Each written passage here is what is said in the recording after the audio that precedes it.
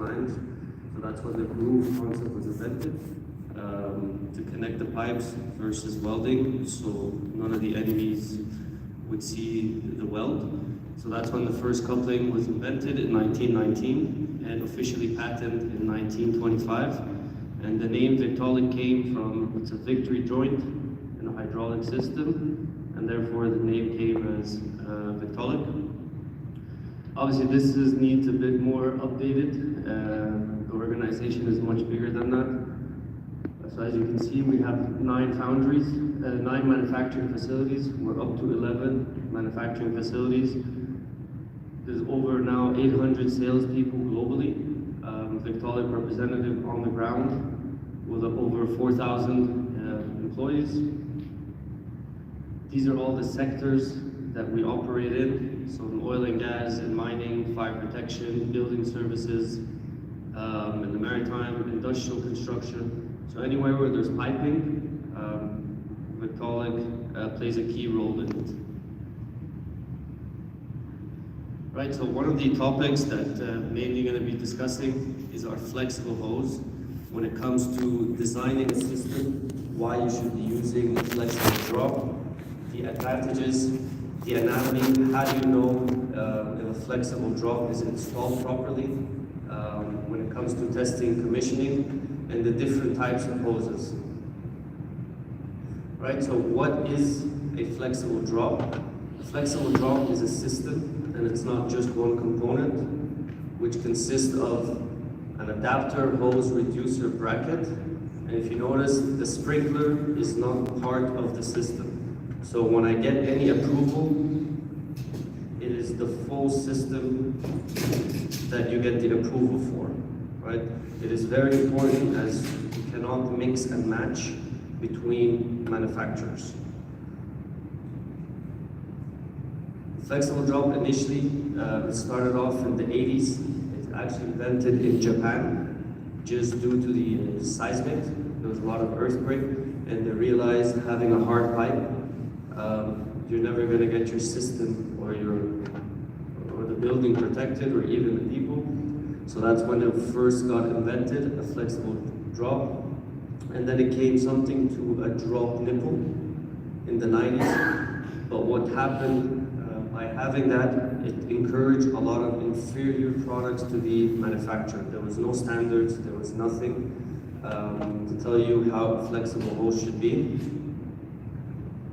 Until in the 2003 exactly, the UL 2443 standard for flexible drop was written. Also the IBC is used mainly in the US, International Building Code. And obviously NFPA, that's when they had the first verbiage of flexible drops. Moving on, this is the section that we're going to be covering. There's a lot of technological advancements that happened with flexible drops, in which areas we can use them, such as cold storage, when it comes to data centers, any application where we can use a flexible. This is the mainly part we're going to be discussing. I'll be stopping once in a while. If you guys have any questions, please go ahead right away, just to make it more interactive. So just as just a question, if whoever has dealt with it, which hose do you believe is better, a braided or a non-braided hose? If anybody has dealt with them. Any idea which one would be better? Braided? So obviously, those are the 2 types of flexible drops that exist, a non-braided, which is a corrugated, and a braided hose. This basically will weld. So this hose is a purely welded hose, stainless steel sheet, right?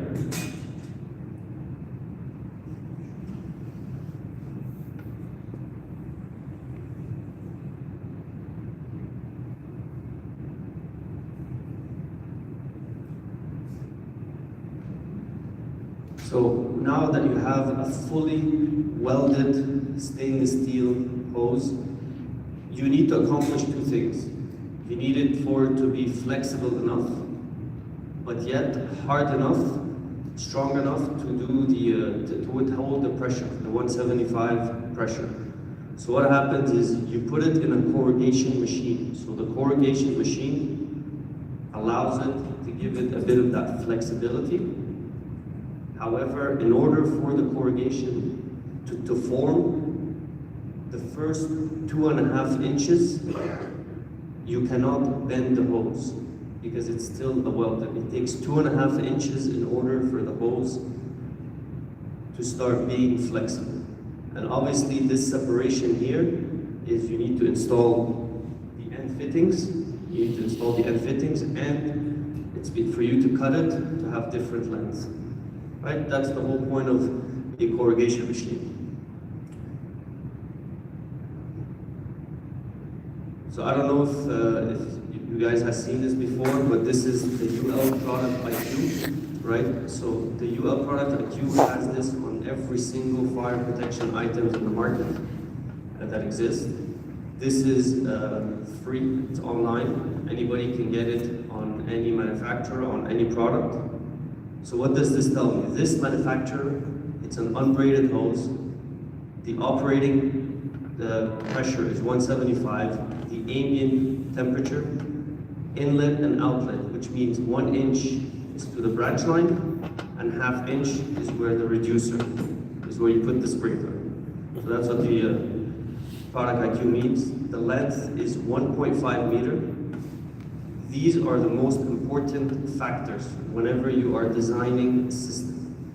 These factors tell you that for this manufacturer, a 1.5 meter hose, you could only bend it 3 times. Each bend cannot be less than 4 inches, which means if this is less than 4 inches, it is not listed anymore.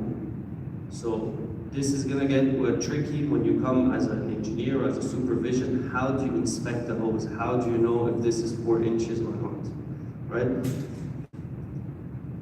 To a designer, this means 68 feet of equivalent length of 1 inch pipe. So if you're designing a system using an unbraided hose, you have to consider 68 feet of 1 inch Schedule 40 pipe. So it's not really great to a designer, right?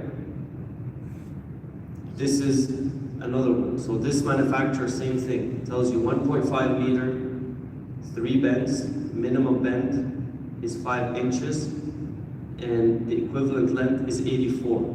So the questions I'm gonna have for you guys is, since both hoses are identical, unbraided, how come this manufacturer has 68 as equivalent length and this one has 84? Anybody would know?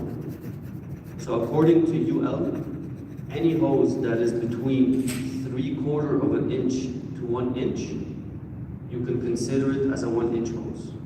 So probably this manufacturer, the hose is actually 3/4 of an inch, versus this one is 7/8 of an inch. So any hose between 3/4 and 1 inch is considered as a 1 inch hose. This is the rule that UL has. Right.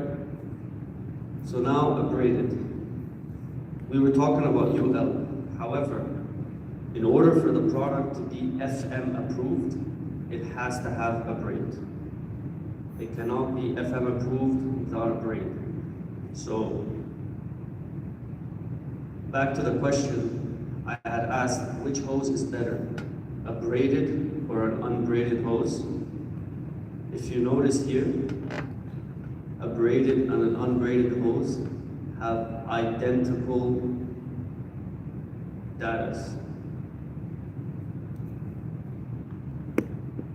The reason being, I don't change the manufacturing of the hose itself. I have not changed anything. It's as if I take my cell phone, because FM is an insurance company.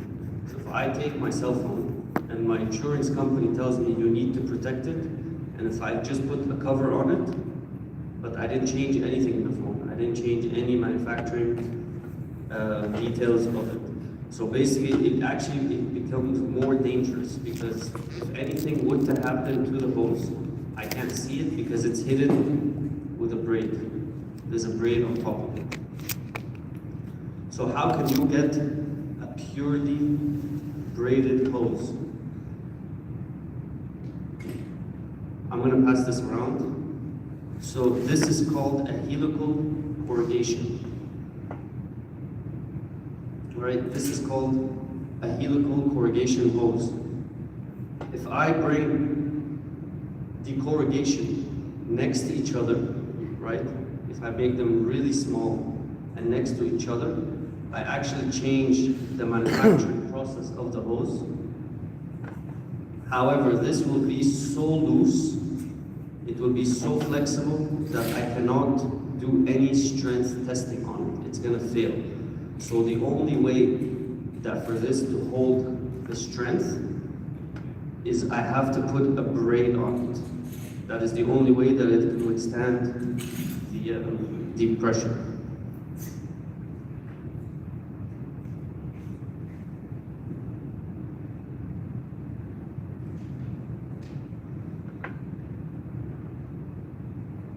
Right? So once I change the actual manufacturing process of the hose, I can truly get a braided hose. So if you notice here, both 1.2 meter, this one initially was 3 bends, I'm up to 8 bends. Minimum bending radius 4, and now I'm down to 2. 2 is the lowest industry standard you can ever get. So if you're an inspector or a consultant on a job site and you are inspecting a hose, the first question you need to know if it's an annular or helical corrugation. If it's an annular corrugation, you know it will never be less than 2 inches, which is fine. All you're gonna need to do is count the number of bends. Now this number, if you notice, to a designer, if I bend it 8 times, my equivalent length is 32 feet. So now to a designer, this is so much better. So if I have 3 or 4 bends, this number will obviously go down. You guys have any questions on this?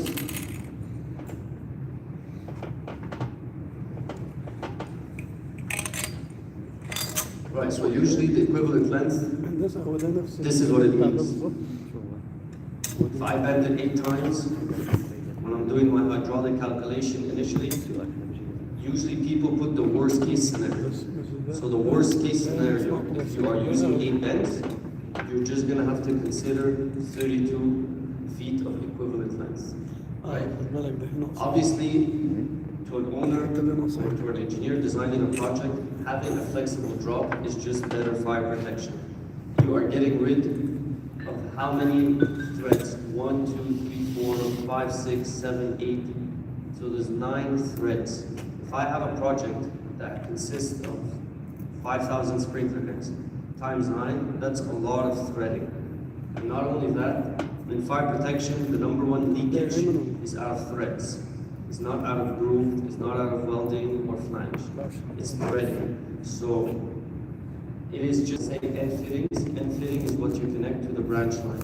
So it can be either 1 inch grooved, you are grooving the full system, you're getting rid of complete threads, or you're gonna have just a regular threaded adapter. Reducers.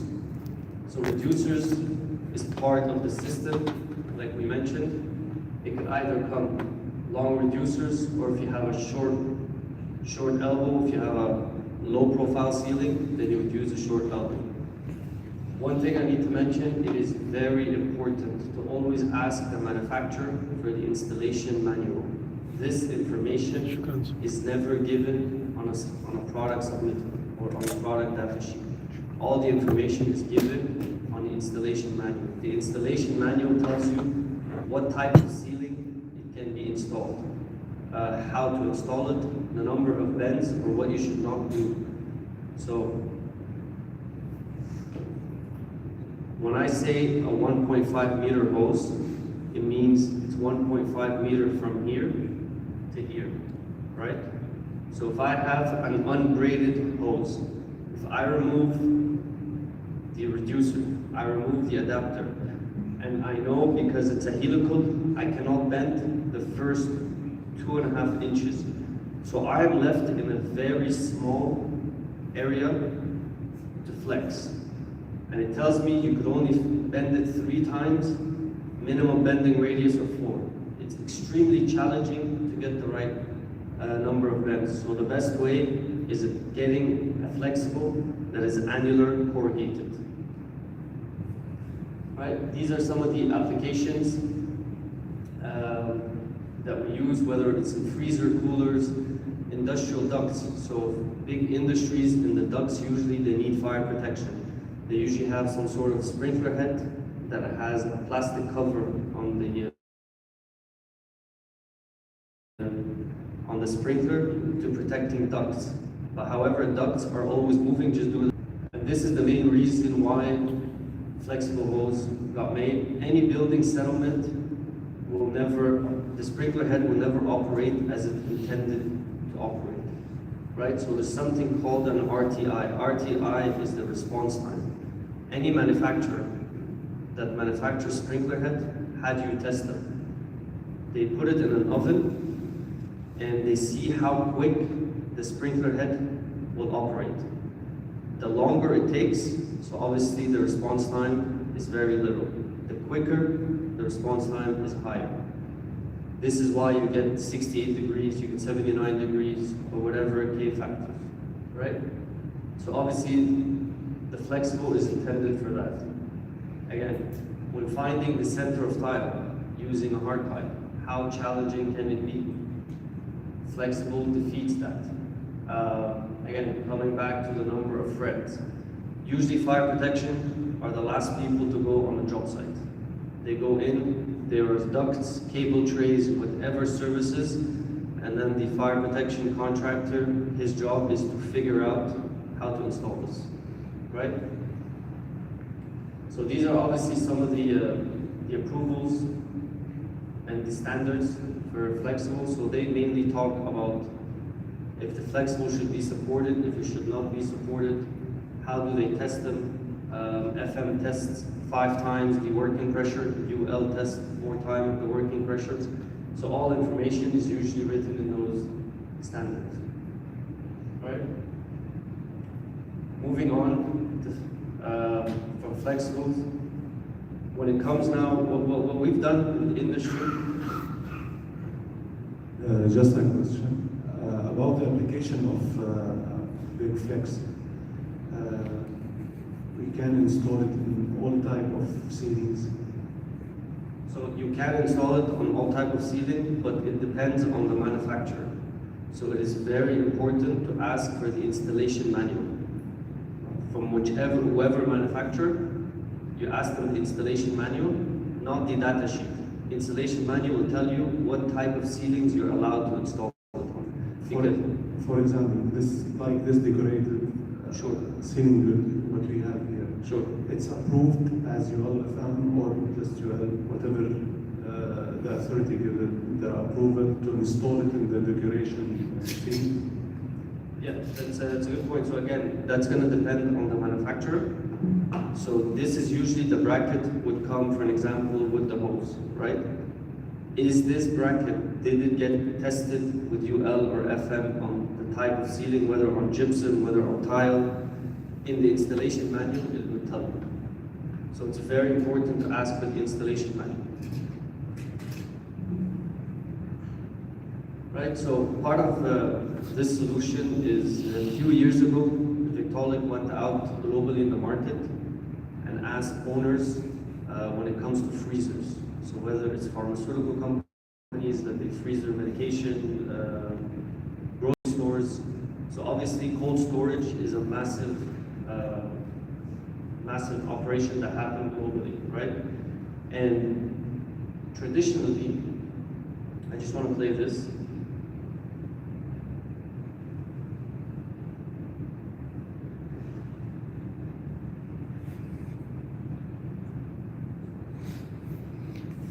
right? So that's just a freezer application.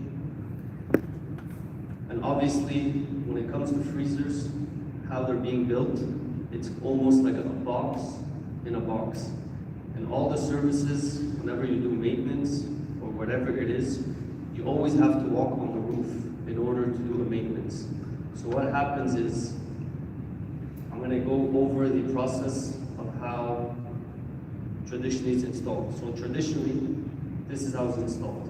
So from the branch line, you come to a hard pipe, and you go into the ceiling, you drill a hole, and you put the dry head, right? So you install your dry barrel inside, and then there's a process where you're gonna have to fill it with foam. You fill in foam so you can close the gap. But what happens is, as you noticed in the video, maintenance, you always have to walk on the roof, right? You have the refrigerating machines. The refrigerating machines, they vibrate. The foam that is usually installed, it becomes very brittle with the hard pipe. So if there's any shift, it will crack. And once this foam cracks, because it's a freezer, it's gonna cause condensation, right? So this is another live installation. And I want to show you these videos. This is what happens. So we've taken these videos on actual freezer application. You see, it just vibrates just from the machining itself, the freezers. Same as here. So all those heads, they will have condensation. And obviously if it has condensation, then none of your freezers are protected. Right? This is usually what is required to install traditionally a dry head. So that is your barrel. Some dry heads have some sort of gasket, and those are the foam. Right? So to an owner, the amount of cost that we've noticed that he has to spend on maintenance to redo all this, their shutdown cannot be long, because you're protecting, whether you can be protecting medicine or you can be protecting food. You cannot have a long shutdown, right? Those are actual photos that we've taken, what happens when it condensation. So how do you get rid of this problem? Right, so first of all, we came up with a dry barrel, and it has a bracket. So just like how we have a bracket for our flexible, so this is a Victolic patent bracket, and if you notice, it's just a gasket.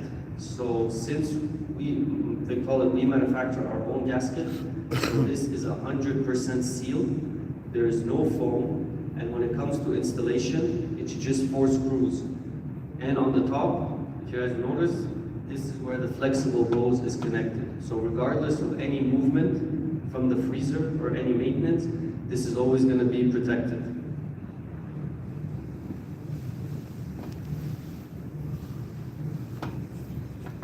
Right, so we eliminated all the foam.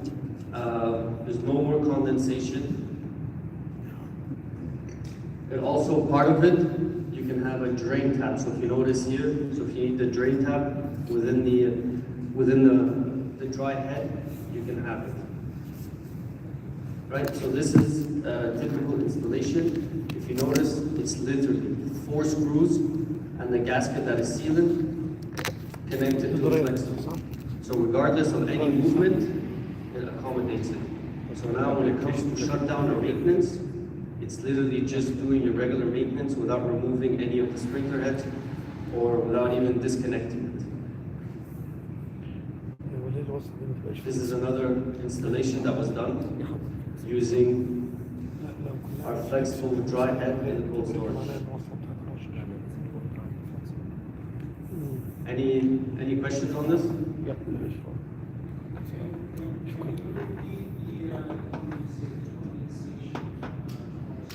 Why does it condensate?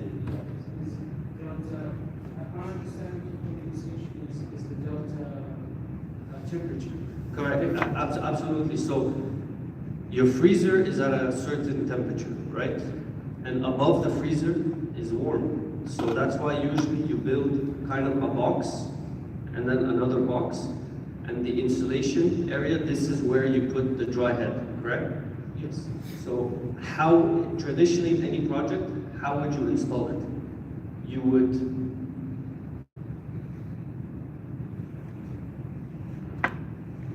So the contractor who's installing it usually would drill a hole through the two boxes, through the insulation, and he puts, it's a hard pipe. So this, it has to be first of all perfectly aligned with his branch line. His sprinkler has to be perfectly aligned. So this dry pipe goes through the hole connected to the sprinkler. The inside of the insulation, you have to spray foam for it to seal it. Okay? So what happens? This foam becomes brittle. It becomes very brittle, the foam. So any movement of the ceiling, so if I'm going to maintenance and I walk on the roof, it's going to shake. The freezers shake. So since this material is brittle, it cracks. So once now it cracks, you're going to have the difference of temperature of the freezer and the ambient temperature. This is where the condensation happens. So obviously, since the condensation happens, see again, this is just regular movement of the freezers, right? And since the condensation happens, this you tend to see this on the sprinkler head itself. See, this is a purely dry head connected to a hard pipe. So the different temperature will actually happen. Exactly. So how do you get rid of it? Now you put a flexible, so there's no more hard pipe.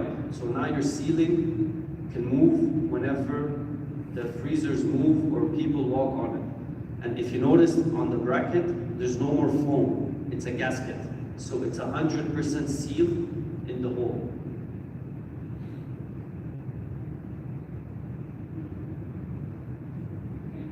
Also, one major concerns usually when you install dry heads is the alignment, because if your branch line is not perfectly aligned with the head, that means it's at an angle. So once it moves, it will 100% crack, the foam will crack. So obviously if you have a flexible, it doesn't matter now if you are 100% aligned or not, because it's a flexible hose.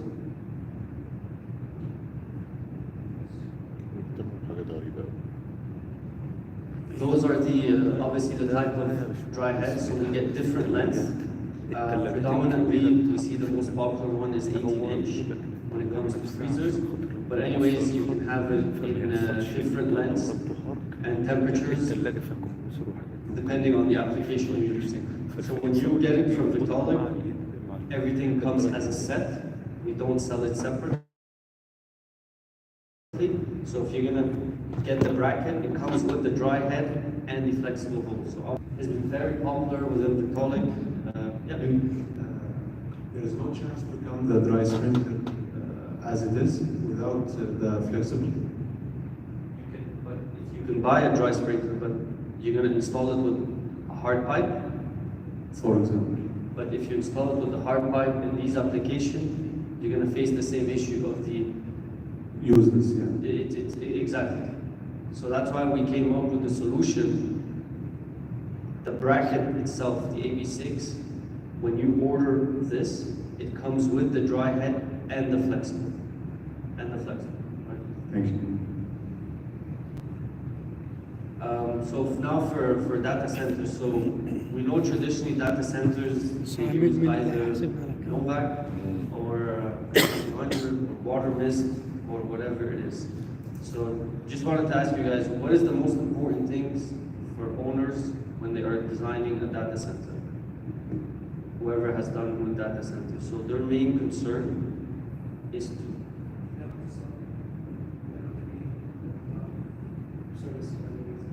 absolutely one of the things. And the other two guys, you don't like water on top of racks. And water on top of racks, whenever you're designing a data center, the last thing they want is any water application. So even the chilled water lines, they usually would do it underground. Correct me if I'm wrong. A lot of times, yeah, or they would do it outside just to have no water in the system. So obviously, big part of it is pre-action systems. So a lot of designers, so the major data center owners, obviously the big ones, whatever, AWS, Microsoft, Google, all those guys, their preferred method is pre-actions. Why is it pre-action? Because first of all, your pipes are dry, and not only that, is they put nitrogen, so it's pre-action with nitrogen. And the reason why they put nitrogen is because they don't want any oxidation in the pipe, so it does not rust. So once you test it, basically the nitrogen is going to remove the oxygen within the pipes. So now they remove around 95%, 98% oxygen. So you know you're not going to get rust in those pipes. So you're safe in that, right? So obviously when you're using a dry system, you're going to be required to use a dry head. Because your pipes are dry, you want no water at all in your pipelines, right? The whole point of a data center, if you notice, data centers are built for a life of 30 years. However, there's different types of data centers. There's a data center that I fully own and I operated, which means every 5 years I want to make it bigger. So I have to add more racks. So if I add more racks, that means I have to move the sprinkler heads around. And if I move the sprinkler heads, the shutdown is longer, right, for data centers. Another type of data center is I can be building a big data center and I rent it out. So if somebody wants to come rent the space, they will configure it however they want to configure it. So if they configure it a certain way, that means you have to move again the sprinkler heads, right? So this is just what it means. It's a 30-year building with 5-year vision. 5-year vision means I'm always going to be adding additional racks within the data center, right? So this is where we came up with a solution also for flexibles, right? It's part of the flexible. If I want to move sprinkler heads around with a hard pipe, again, I have to remove the ceilings, I have to redo the construction, the shutdown is very long, and for data centers, it's the worst thing. So we came out again with another dry head. So this is the dry head that's going to be installed. And here, in a way, this is an airflow preventer. So not only are you going to have a double interlock, it's almost like a triple interlock.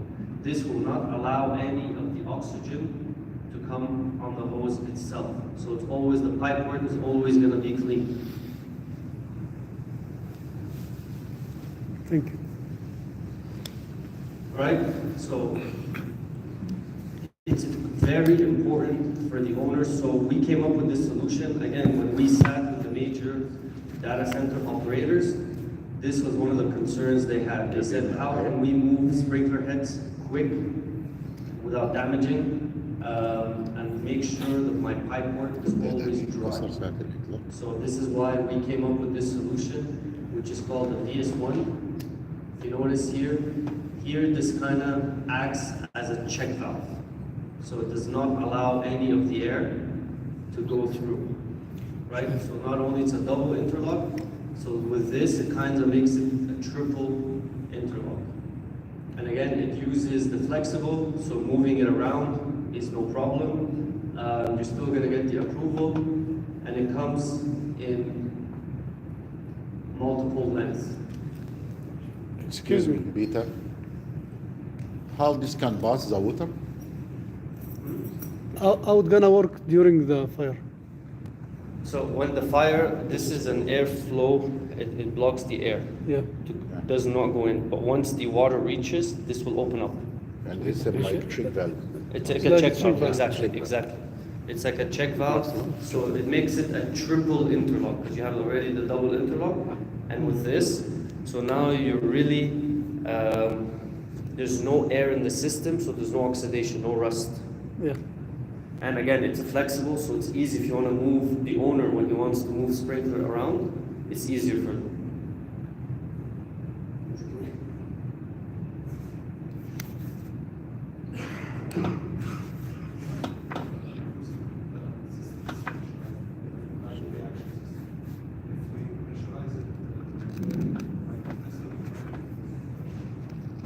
No, you're gonna initially, basically, you're gonna pressurize it. You wanna test the system.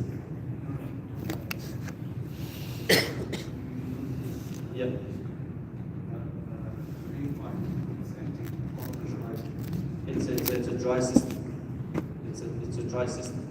So even if it's not pressurized, if you pressurize it,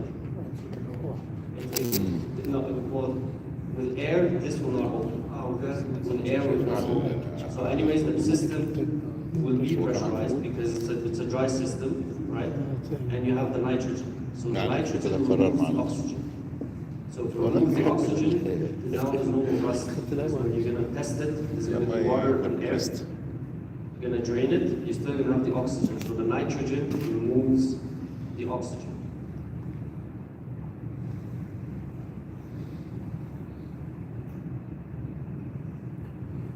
So obviously why pre-actions are becoming very popular in data centers, because when you use water mist, you're somewhat flooding the equipment. So the owners want to be sure that the sprinkler head only operates where the fire is. So pre-action systems are becoming more popular.